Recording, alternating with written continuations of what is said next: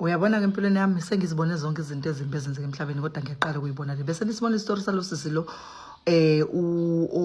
wakakhoza usisi wakhona kuthiwa enene walala neNigeria and makalala neNigeria then waqala waguga umntana umuntu yabona makuthiwa khona izithwalo ezikhona emhlabeni ngiyaqala ukubona isinjeya makuthiwa isithwalo. Kade ngifunda ama-comments Facebook abanye bathi enene angazi waphucwa inama electrolytes emzimbeni so which is taking emgugisayo bayachaza kusho ukuthi lo muntu alala naye isithwalo sakhe saphumelela, that is why lo sisi lona esenciphe kangaka nayi ivideo ngicela niyibhekele nini. Ngihlahla Khoza ngineminyaka u-31 ngihlala eMtuba endaweni yaseDukuduku ekhula village wa-3. Ngicela usizo ngiqala ukugula ngo-2022 isikhumba sami sabedane sashintsha saba nje and kade abantu ngibahamba angisizakali nabaprofethi kade ngibahamba angisizakali akukho engakwenzanga usize ngikuthule.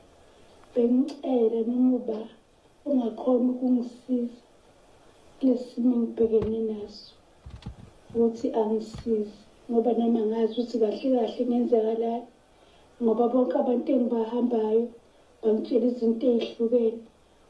Guys, ngicabanga ukuthi kwenzekelani kena vele wena nje, what do you think eyenzekile lo sisi? Abanye bathi enene abantu ba spread propaganda manje ngoba naku sekuzama uxoshwa amakorekwere so sekuthiwa enene amakorekwere abantu abalala namakorekwere but usisi uyasho nje ukuthi enene walala nomuntu wangaphandle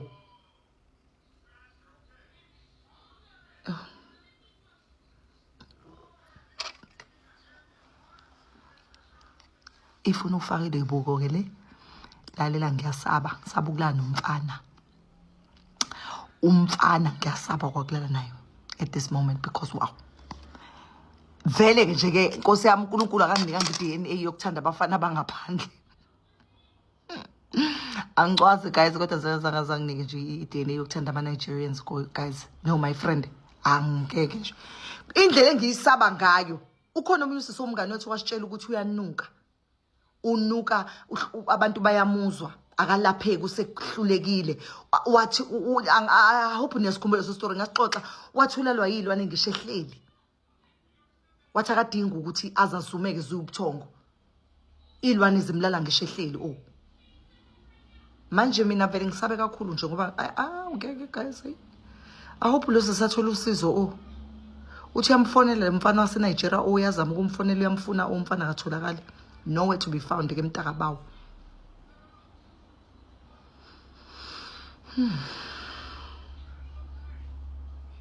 Ay elunye uhlobo lesithwalo lolu ngiyaqala nami ukulibona yaqala kaze ngibona into nje yaguga ingane encane eqaleni bengingakholelwa bengicabanga ukuthi mina uyisala kwazi nje hayi cha kusho ukuthi it's one of those stories nje basigobhozela basenza ilimi ngoba befuna ukuthi enene sibuka istory but ngarealize ukuthi man no but because mawuyibuka ithombe zakhe nje uyibona ivideo nje uzibone nesithombe mawuyibuka ithombe zakhe uyabona ngempela uyena from 31 to 80 100 in fact yo basabe nabafana ngalahla Nkosi yami musani ukulahla ngenkomo kangaka yo ayababa namalashes ayasho ukuthi sifuna ukukhishwa ngingalahli kangaka hayi but ke I hope usisathola usizo. We're not judging her because as far as ama circumstances akhe thina siyalalela ubungewele Ndlovukazi uMamgobhozi noDumo zithola zishisa khona lana. So this is what is trending right now on Facebook.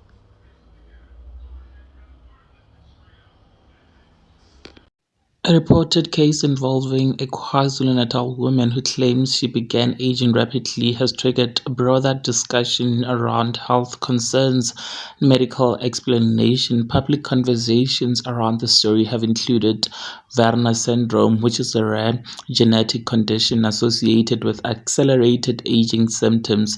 Now, some people in the comments who are medical experts shared their thoughts on the syndrome. Snenhlanhla Khoza from Dubadube in KZN broke the hearts of many after sharing her story about sudden aging rate, rather, with the major physical changes beginning around the age of 27. Images shared online have sparked widespread discussion due to claim that she now appears significantly older than her biological age. A video shared by Bongi Wendlovukazi on the 21st of May 2026 has renewed discussions around a case reported involving a 31-year-old woman from KZN who claimed to be aging rapidly rather in recent.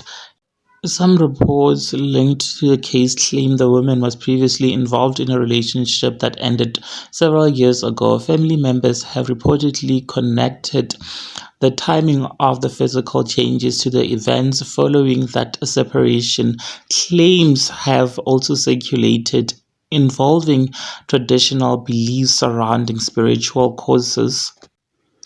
However, no medical evidence publicly available has confirmed those allegations. And now this lady spoke and said that she has visited prophets, sangomas, and they told her that she was bewitched, her destiny was swapped, and a lot of basically African spiritual things.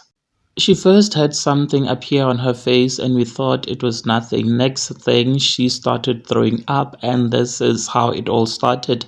Eventually, she couldn't even walk properly. When asked if she visited the doctors, she said the doctors told her it's genes and they are damaging everything in her body and they cannot help her with anything. The doctors told her this is a condition they do not know and perhaps doctors outside the country would help her. She further added that doctors told her that her skin and organs, including her heart, are now damaged.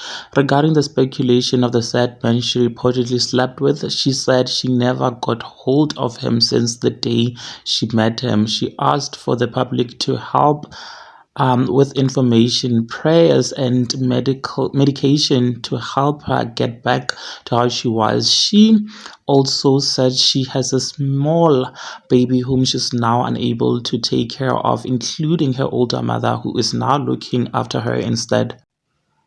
Online discussions have also mentioned Werner syndrome, which is a rare genetic disorder, sometimes called adult progeria. The condition is associated with accelerated aging and typically begins affecting individuals during early adulthood. Symptoms can include thinning hair, skin changes, cataracts, and other age-related health complications appearing earlier than expected. What do you guys think about this? Please do engage your thoughts with me in the comment section down below. Like this video to make sure that you do share it so that you do not have to miss out whenever I try to upload a new video.